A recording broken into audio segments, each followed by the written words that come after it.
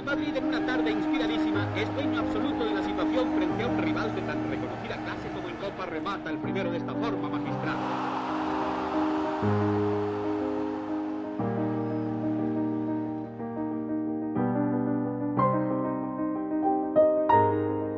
A lo largo de sus ya más de 120 años de historia, el Real Madrid ha tenido numerosas vanguardias legendarias.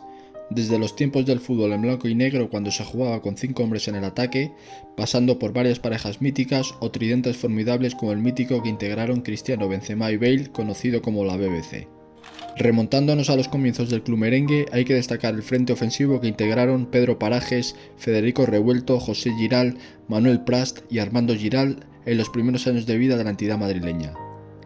Parajes fue un extremo diestro sensacional, con una lectura de juego fantástica que adquirió en sus tiempos como estudiante en Manchester. En el otro costado, Armando Giral destacaba por la velocidad y sus precisos envíos. Su hermano José fue un delantero muy potente y a su lado contaba con el efectivo rematador Prast y el gran conductor y realizador guatemalteco Revuelto. Juntos resultaron clave en la consecución de los campeonatos de Copa de 1906 y 1907.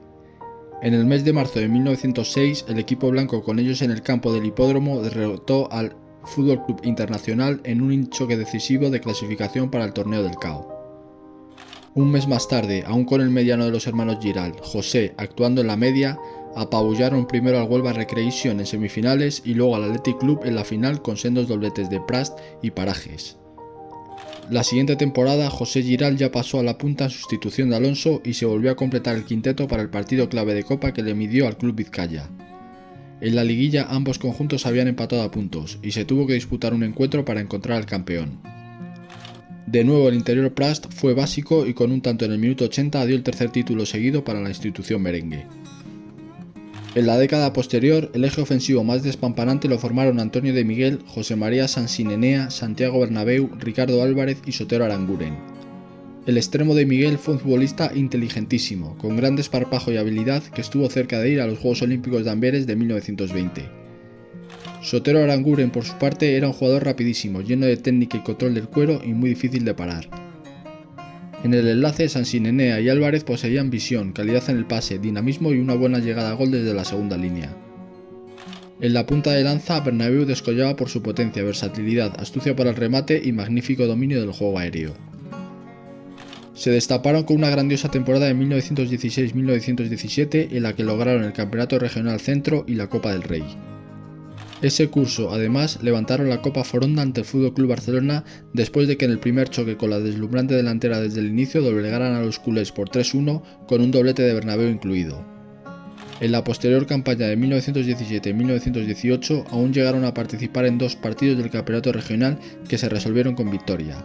El primero frente al Athletic de Madrid por 3-1 y el segundo contra el Racing con un triunfo por la mínima. En los 20 se vivieron unos años complicados sin ningún título nacional al perder 2 finales de Copa, aunque se alzaron un total de 7 campeonatos regionales. En la línea ofensiva llegaron a juntarse 5 enormes jugadores en la temporada 1923-1924: José María Muñagorri, Manuel Valderrama, Juan Monjardín, Félix Pérez y Víctor del Campo.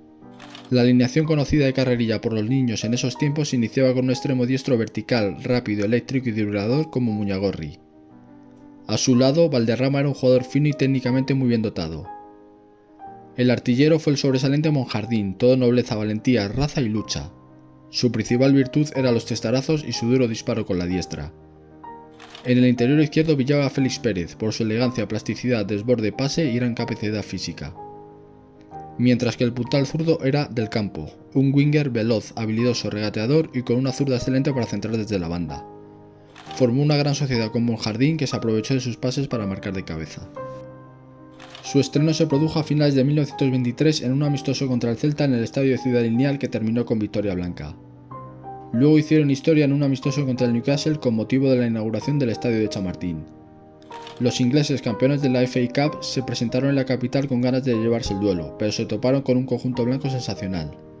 Dirigidos por Félix Pérez, que hizo 2 dianas, los merengues se impusieron por 3-2 ante uno de los mejores clubes del continente de la época. La primera liga de la historia del conjunto de Chamartín llegó a la campaña 1931-1932. Por entonces, el técnico era el húngaro Lipo Hertzka, que confió para su esquema de ataque en Jaime Lazcano, Luis Regueiro, Manuel Olivares, Hilario y Luis Olaso, una delantera extraordinaria en todos los sentidos. Lazcano era un wing derecho rápido, técnico, fuerte físicamente y con un formidable disparo. En el ala izquierda el guipuzcoano Olaso, llegado del Athletic, sobresalía por su vistosidad y olfato de gol. Los interiores eran Regueiro, un futbolista maravilloso, completísimo, inteligente, brillante en la organización y notable en el desborde, e Hilario Marrero, un exponente de la escuela canaria repleto de talento, imaginación, regate y agilidad. Por último, el delantero era Olivares, un mallorquín con un fantástico remate con ambas piernas y la cabeza, oportunismo y calidad individual. Sus mejores prestaciones llegaron en las últimas jornadas con el título en juego. En ese tiempo se venció al Valencia y al Arenas en casa con contundencia y al Alavés, el Real Club Deportivo Español, por la mínima a domicilio. 3 empates después, frente al Real Unión, el Racing y el Barça en Les Corts, con dianas de Lazcano y Luis Regueiro, permitieron cantar el Arión en la ciudad condal ante el gran rival. A principios de los 40 el Real Madrid dispuso de su primera delantera bautizada con un apelativo. Se conoció la vanguardia como A y B por la inicial del apellido de los atacantes. Los 5 protagonistas eran Alsúa, Alonso, Alday, Belmar y Botella. No obtuvieron ningún título importante en una época complicada para el club tras la Guerra Civil, pero sí dejaron su huella en algunos encuentros, como un memorable 9-1 al Castellón en 1941 con un póker de tantos de Alday, un 4-1 al Atlético Aviación en Chamartín, o 2 choques ante el Barça en Les Corts que finalizaron 0-2 en 1942 y 5-5 en 1943 con el corpulento Arriete como principal protagonista merengue. En los extremos se desempeñaban Antonio Alsúa en la derecha y Pascual Botella en la izquierda. El Irundarra tenía una zancada muy potente y un guante en su pierna diestra. Obtuvo grandes registros goleadores en su vida deportiva y se hizo famoso por un tanto que marcó con la mano al eterno rival de los blancos, el Atlético. Botella, por su parte, fue un zurdo impetuoso, dinámico y muy ágil. Como interiores jugaban Chus Alonso y Nazario Belmar. El primero nació en Cuba y poseía como virtudes más destacadas su poderío físico, su enorme recorrido sobre el césped, su verticalidad y un magnífico remate de cabeza. Belmar, por su parte, era fino y tenía una brillante visión de juego, pero una lesión le hizo retirarse prematuramente con 30 años. En la punta figuraba Manuel Alday, un artillero vigoroso, astuto y eficaz que remataba todo lo que le llegaba. Llegó a ser el máximo realizador histórico de la entidad en la liga durante varios años. Poco tiempo después surgió otra gran delantera con aún 2 miembros de la anterior, Alsúa y Belmar. A ellos se les unieron 2 fenómenos como Sabino Barinaga y Pruden, además del extremo izquierdo Hermenegildo Elices. El de Durango fue un interior fogoso, dinámico, con una impresionante llegada al área y una gran alianza con el gol, mientras que Pruden jugaba en la punta, donde hacía honor a su astucia, eficacia, valentía, fuerza y sobresaliente poder rematador. Por su parte, Elices aunaba rapidez, desequilibrio por banda y un preciso golpeo para poner centros pegado a la cal. Fue una etapa sin la obtención de ninguna liga, pero sí de 2 campeonatos de Copa de forma consecutiva. Esta vanguardia fue vital en la consecución del primer trofeo en 1946. En la final disputada en Montjuic ante el Valencia, un doblete de Pruden y otro tanto de Barinaga dieron la victoria por 3-1, 10 años después del último título copero de la entidad blanca.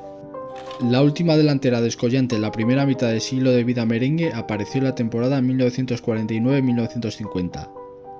Estaba compuesta por Macala, Pablo Olmedo, Paíño, Luis Molowny y Miguel Cabrera, y brindaron al aficionado que acudía a Chamartín varias exhibiciones. En las bandas, Macala jugaba por la diestra de forma alegre, inteligente, rápida y enérgica, y Cabrera por la siniestra se distinguía por su agilidad, su gran dominio del cuero y su excelencia en el pase. Olmedo era un interior derecho hábil y con una fenomenal definición ante los arqueros rivales, y Molowny en la zona izquierda destacaba por sus recursos técnicos, su dribbling y su afición por el pase y el toque en corto. Por último, el artillero gallego Paíño era un goleador portentoso, un rematador nato que se desenvolvía en el área a la perfección gracias a su durísimo disparo con la zurda y su destreza en el remate de cabeza. El Coliseo Blanco fue un fortín donde sucumbieron el Fútbol Club Barcelona, el Atlético o la Selección de México. Ante los culés se consiguió un memorable 6-1 con un hat-trick de Paíño, un doblete de Macala y una diana del extremo Cabrera. Frente a los colchoneros obtuvieron la victoria por 4-2, y contra el equipo nacional azteca en un amistoso se logró un aplastante 7-1 con el ariete gallego como principal protagonista con un póker de goles. La llegada casi a la par de Francisco Gento y Alfredo Di Stéfano en el año 1953 cambió la historia del Real Madrid. En ese momento el club blanco era el quinto en número total de ligas con 2, ambas conseguidas en la República, y estaba por detrás del Fútbol Club Barcelona, el Athletic Club, el Atlético de Madrid y el Valencia. Ahí arrancó el periodo más esplendoroso de la entidad de Chamartín. La primera gran delantera que conformaron el porteño y el cántabro tuvo como socios a Joséito, Roque Olsen y Molowny en la temporada 1953-1954. Joséito era un extremo diestro versátil, que también podía ejercer de interior y que tenía su técnica y su magnífico olfato de gol dos características fundamentales. Por su parte, el argentino Olsen figuraba como interior derecho, donde descollaba fuerza, potencia, trabajo y enorme eficacia de cara a puerta, mientras que Molowny continuaba jugando agarrado a sus mangas y destilando finura y elegancia desde el perfil izquierdo. La saeta rubia ocupaba el puesto delantero, aunque aparecía por cualquier parte del campo para robar el cuero, construir la jugada, regatear, conducir el balón y marcar. La banda siniestra tendría en Gento su dueño durante casi 2 décadas, ala por la cual el guarnicense brillaba por su increíble velocidad, su regate en seco, su gran disparo y sus precisos envíos. Aquel curso el Real Madrid volvió a levantar el título liguero tras 21 años de sequía, y el estreno de la vanguardia coincidió con el debut de Di Stéfano en la competición doméstica ante el Racing. Era la jornada 3 y los blancos se impusieron a los santanderinos con un doblete de Olsen y una diana de Molowny y otra de Di Stéfano. El siguiente frente de ataque importante fue el único que repitió presencia en una final de la Copa de Europa, concretamente en el segundo y el cuarto título del equipo capitalino en los años 1957 y 1959. El Liza continuaba en Gento y Di Stéfano con Copa, Mateos y Rial a su lado. Al francés le echó el ojo Bernabéu tras la primera Copa de Europa conquistada ante el Stade de Reims y se lo trajo a Madrid. El galo se tuvo que amoldar a la posición de extremo diestro, pero lo hizo a la perfección dada su virtud para el regate y el desborde, su dinamismo, su astucia y su clase. En la zona interior, Mateos, conocido como Fifirici, era un futbolista rápido, luchador, excepcional rematador, pícaro y muy listo. Por último, Rial fue una petición expresa de su compatriota Di Stéfano. Firmado desde el Nacional Charrúa, tuvo una especial conexión con Gento desde el principio. El de Pergamino poseía un fenomenal dominio del esférico con las dos piernas, una gran calidad técnica, mucha inteligencia, gran visión de juego y un duro chut. José Villalonga optó por este quinteto principalmente para el torneo europeo. El estreno de la Copa de Europa fue la ronda de semifinales. Enfrente a un sensacional Manchester United de Sir Matt Busby que hincó la rodilla ante los merengues. En la ida se ganó por 3-1 con tantos de Rial, Don Alfredo y Mateos, y en la vuelta en un encuentro memorable se empató a 2 después de una lección de fútbol madridista. La final se celebró en el Santiago Bernabéu y aunque costó derribar el muro defensivo de la Fiorentina, primero Di Stéfano y luego Gento dejaron el trofeo en casa. En el curso siguiente de 1957-1958 se revalidó el entorchado liguero y la delantera colaboró en algunos triunfos de mérito. El año de la tercera Copa Europa, sus apariciones juntos disminuyeron, aunque resultaron clave. En la Liga se les pudo ver en una apabullante 6-1 a la Real Sociedad recién entrada la primavera y en la Copa Europa se estrenaron en cuartos de final. Ante el Wiener austriaco igualaron a 0 en el Prater, pero en la vuelta masacraron a su rival por un extraordinario 7-1 con Di Stéfano como héroe del choque. En semifinales se vieron con el Atleti de Madrid, aunque estuvieron presentes en la derrota del partido de vuelta. Tras ganar el desempate en Zaragoza, repitieron en 11 en la final al estar Puskás lesionado. De nuevo con el Stade de Reims como adversario, Mateos hizo el primero y erró un penal después, y Di Stéfano ejecutó la sentencia en la segunda mitad. En 1958 el Real Madrid había incorporado a Puskás completando el conjunto merengue una línea ofensiva de ensueño integrada por Copa, Rial, Di Stéfano, Puskás y Gento. Sin embargo, no tuvo tanta perdurabilidad como parece y los 5 únicamente coincidieron en 9 partidos oficiales de la campaña 1958-1959 al marcharse al final de dicha campaña el pequeño Napoleón francés. Eso sí, en las oportunidades que concurrieron sobre el césped dejaron una huella imborrable a los hinchas madridistas. Durante el año, la delantera gozó de algunos momentos mágicos como el 8-0 a Osasuna y el 6-0 al Sevilla en Liga en casa, con Di Stéfano consiguiendo un triplete en ambos choques.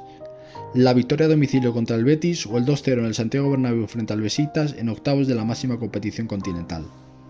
El fichaje de Puskás obligó a Rial a pasarse al interior diestro donde no pudo sacar lucimiento a todas sus grandes virtudes.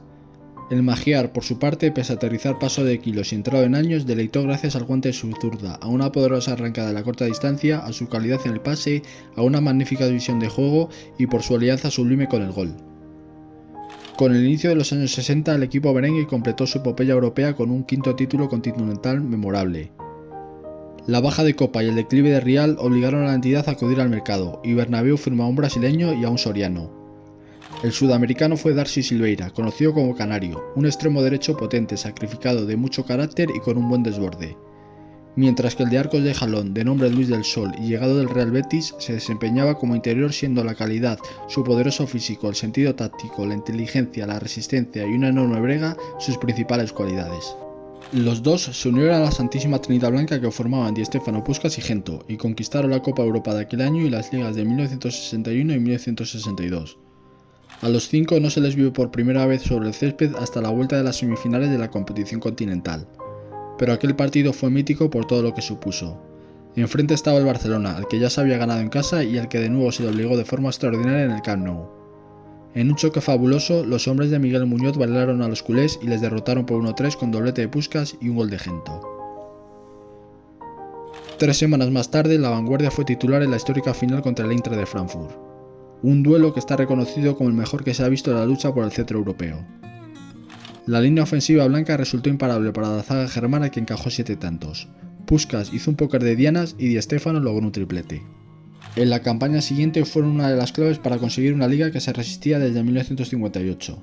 Su primera gran víctima al endosarle un 7-0 en el Bernabéu fue el Real Oviedo.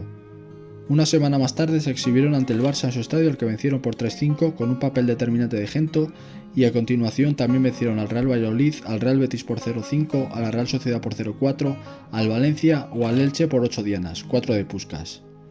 Por su parte, en la Copa Europa disputaron el fatídico encuentro de vuelta en el Camp Nou contra el conjunto blaugrana, donde el colegiado inglés Mr. Leaf no permitió a los madridistas que continuasen en el camino de su 6º entorchado consecutivo.